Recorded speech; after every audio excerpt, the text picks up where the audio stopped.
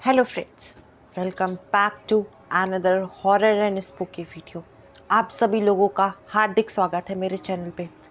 तो आज हम लोग सुनाने वाले हैं एक श्रापित हवेली के बारे में, एक भूतिया हवेली के बारे में, जो कि एक जगह पे असलियत में है। ये कहानी स्क्रिप्टेड नहीं है, तो इस कहानी को एंड तक ज़रूर दिखेगा। My name is Aryan and without any further ado let's get started. Kanpur में एक छोटा सा गांव त्रिमुहानी है, जहां पर ये भूतिया हवेली है। राहुल इसी गांव का रहने वाला है। राहुल की उम्र करीब 15 साल की है। राहुल के गांव में एक पुरानी खंडर हवेली है, जहां पर 65 सालों से कोई भी नहीं गया। ये बात जब राहुल को पता चलती है तो राहुल के मन में उत्सुकता जाग जाती है उस हवेली में जाने की और उसके रहस्य के बारे में पता लगाने की।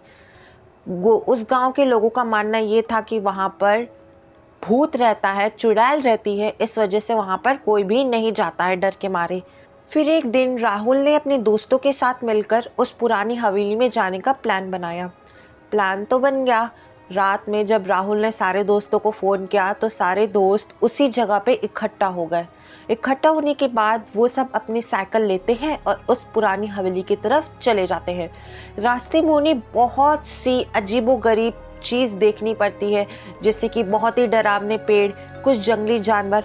पर ये सब देख के वो सब नहीं डरते हैं। वो लोग आगे जाते हैं और वो सब उस पुरानी हवेली के सामने पहुंच जाते हैं। वो लोग जब उस पुरानी हवेली के सामने पहुंचते हैं तो वहां पर दूर दूर तक कोई भी नहीं दिखाई देता है। ये सब देखने के बाद राहुल ने अपने दोस्तों से पूछा कि यहाँ पर दूर दूर तक क्यों नहीं कोई नहीं दिखाई दे रहा है। अरे कोई दिखाई छोड़ो, यहाँ पे रहता क्यों कोई नहीं है। तो राहुल के दोस्तों ने बताया, ये हवेली पुरानी और खंडहर केवल नहीं है, बल्कि ये हवेली श्रापित और भूतिया हवेली भी है। राहुल ने जब ये सारी बातें सुनी तो राहुल ने अपने दोस्तों से पूछा कि ये सब तुम इतने यकीन से कैसे कह सकते हो। तो राहुल के दोस्त ने कहा कि इस गांव में सबका यही मानना है। पर राहुल को विश्वास नहीं हुआ, तो राहुल हट करने लगा कि मैं इस हवेली के अंदर ज़रूर जाऊंगा। तो राहुल के दूसरे दोस्त ने राहुल को रोका और उसे इस हवेली की सच्ची कहानी बताना शुरू किया। उसने बताया कि इस हवेली में करीब 65 साल पहले एक सेठ और सेठानी रहा करते थे। उस सेठ का बहुत बड़ा हवेली था, जो कि ये हवेली है। वहाँ पे बहुत सारे नौकर चाकर थे, हाथी थे, घोड़े थे। बहुत सुखी से वो लोग रहते थे। उसकी पत्नी बहुत ही ज़्यादा सुंदर थी और उसकी पत्नी का नाम सुरेखा था।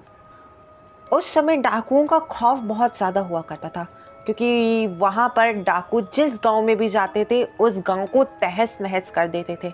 वहाँ के अनाज को लूट लेते थे, फिर गाय बकरियों को लेके अपने साथ चले जाते थे और सबके घर उजाड़ दिया करते थे। जितना भी धन दौलत रहता था सब छीन के उन लोगों को जान से मार डालते थे।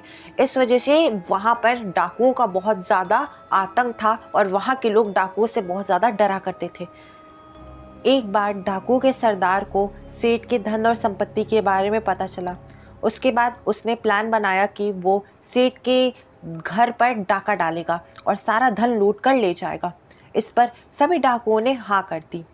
फिर एक रात वो हो गया जिसके बारे में सेठ को कानो कान खबर तक नहीं थी। फिर एक रात डाकुओं ने सेठ के घर पर डाका मार दिया।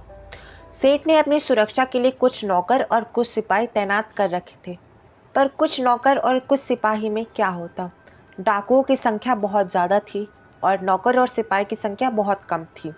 इस पर भी डाकुओं के पास बहुत ही खतरनाक हथियार थे और इनके सिपाहियों और नौकरों के पास थोड़े थोड़े हथियार थे, जिसकी वजह से उसके सारे नौकर और सिपाही मारे गए। ये सब देखकर सेठ ने सोचा कि इससे पहले डाकू दरवाज़ा तोड़कर अंदर आए, मैं अपनी पत्नी और खजाने को एक सुरक्षित जगह पर छुपा के रख देता हूँ, जिससे कि डाकुओं के हाथ वो ना लगे। इसके बाद सेठ ने अपने खजाने को हवेली के एक गुप्त जगह पर छुपा दिया और अपनी पत्नी को एक कमरे में, उसके अंदर भी एक कमरा था जिसे खुफिया कमरा कहते हैं, उसके अंदर छुपाकर बाहर से बंद कर दिया था।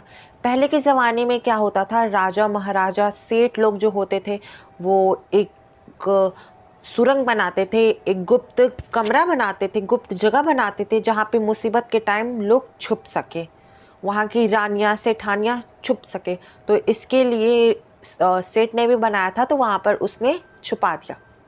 फिर उसी दौरान डाकू अंदर आ गए दरवाज़ा तोड़कर, और इस हाथापाई में सेठ की भी जान चली गई। डाकुओं ने बहुत खोजने का प्रयास किया, पर उसे ना सेठानी मिली ना ही खजाना मिला। इसके बाद डाकुओं को जो भी कीमती चीज़ें लगी वो सब वो चुरा कर ले गए, और उसके बाद जो सेठानी थी जो कमरे में बंद थी वो चिल्लाती रही, पर कोई भी उसकी चीखने की आवाज़ नहीं पा रहा था, क्योंकि वो खुफिया जगह पे छुपी हुई थी। खुफिया जगह ऐसा ही होता है जिसमें बाहर आवाज़ ना जाए। तो वो बहुत चिल्लाई, पर किसी ने उसकी आवाज़ नहीं सुनी। भूख और प्यास के मारे वो वहीं पर चिल्लाते चिल्लाते अपना दम तोड़ दी। इसके बाद से लोग कहते हैं कि उस सेठानी की आत्मा उस हवेली में भटकती है और अपने पति का इंतज़ार करती है, जो कि आके उसका कमरा खोलेगा। ये सारी बातें सुनकर राहुल अपने दोस्तों पर विश्वास नहीं करता है, बल्कि उन लोग पर हंसने लगता है। वो कहता है कि तुम लोग कहाँ की बात कब कर रहे हो। तो राहुल के दोस्तों ने बताया कि ये गलती बहुत से लोगों ने की। इस हवेली में आज तक जो भी आया और रुका वो अगले दिन मरा हुआ पाया, या फिर वो गायब हो गया, वो आज तक नहीं मिला। फिर राहुल ने बोला कि कुछ लोगों के नाम से ज़रूरी नहीं कि सब कोई ऐसे ही मरा हो। तो फिर राहुल के दोस्त ने बताया कि एक बार एक अपराधी जेल से छूटकर इस हवेली में छुप गया था, तो अगले दिन उसकी लाश उस हवेली से पाई गई। फिर राहुल बहुत ही ज़िद्दी था और हट करने लगा। उसने कहा कि ऐसा भी तो हो सकता है कि ये कोई हादसा हो। तो फिर राहुल के दोस्त ने बताया कि एक बार एक ग्वाला अपने गाय के साथ इस हवेली में आया था, तो अगले दिन उसकी गाय तो सही सलामत वहाँ से निकल गई, पर ग्वाला पागल हो गया था। जब भी ग्वाला से पूछा जाता है कि उस हवेली में रात में तुम्हारे साथ क्या हुआ, तो वो बताता है कि मैंने किसी औरत को देखा, मैंने किसी औरत को देखा, मैंने किसी औरत को देखा। जब भी कोई पूछता है वो इसी बात में यही बात बोलता है और अजीबोगरीब हरकत करने लगता है। फिर ये बात सुनकर राहुल की हिम्मत नहीं पड़ती है उस हवेली के अंदर जाने की। राहुल इन सारी बातों पर विश्वास कर लेता है, और फिर राहुल उस रास्ते से भी आता जाता नहीं है जिस रास्ते पे ये हवेली पड़ती है। राहुल बहुत ही ज़्यादा डर जाता है। सो फ्रेंड्स, आपको ये स्टोरी कैसी लगी आप कमेंट बॉक्स में ज़रूर बता सकते हैं। एंड अगर आपके पास भी कोई स्टोरी हो, अपना पर्सनल एक्सपीरियंस कुछ आप लोग शेयर कर सकते हैं मेरे इंस्टाग्राम आईडी पे। ये रहा मेरा इंस्टाग्राम आईडी, आप लोगों से मैसेज कीजिए एंड नेक्स्ट वीडियो आप ही की स्टोरी बनेगी। अगर आपको ये स्टोरी अच्छी लगी तो इस स्टोरी को लाइक कीजिए। अगर आप मेरे चैनल पर नए हैं तो मेरे चैनल को सब्सक्राइब कीजिए। मिलते हैं जल्दी नेक्स्ट हॉरर वीडियो के साथ। Till then, bye and take care.